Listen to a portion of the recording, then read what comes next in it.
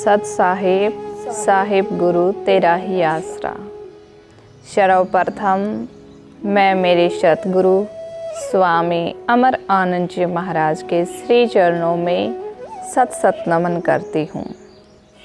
मेरे प्यारे भाइयों बहनों, माताओं, पिता तुल्य बुजुर्गों, जैसा कि हमने पीछे 2 वीडियो में मूल कवल और इंद्रिय कवल के बारे में जाना, आज हम जानेंगे नाभि कवल के बारे में, जो हमारा तीसरा कवल है, नाभि कवल।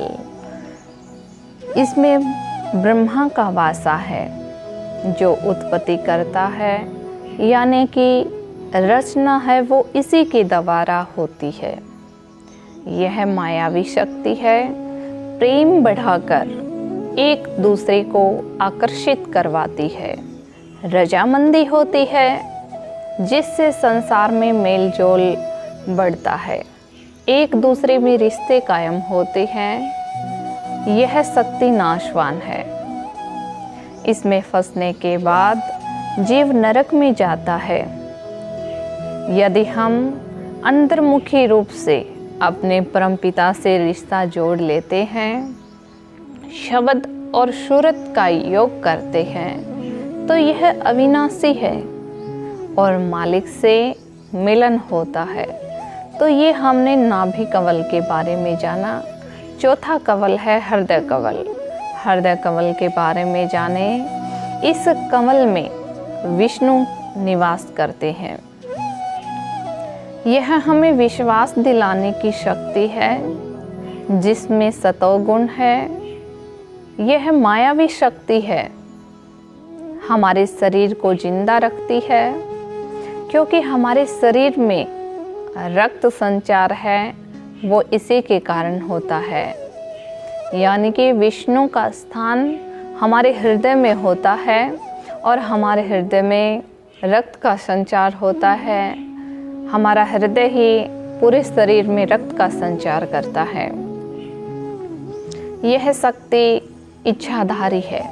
विष्णु की 2 शक्तियां हैं, लक्ष्मी और सावित्री।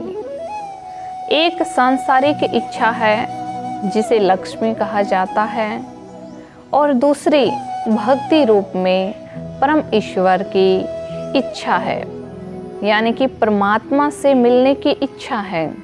इसे सावित्री कहा जाता है।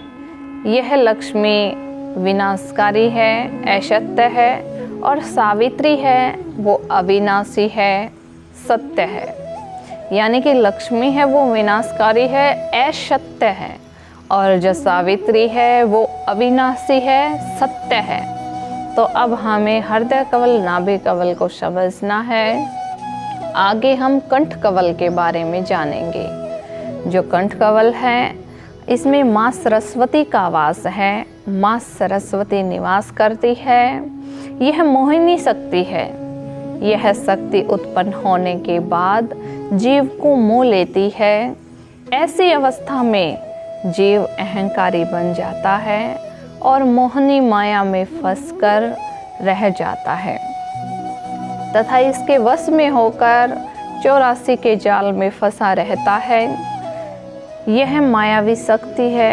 इसे व्यापार के रूप में लेते हैं तो नाशवान है, और भक्ति के रूप में लेते हैं तो ये अविनाशी है।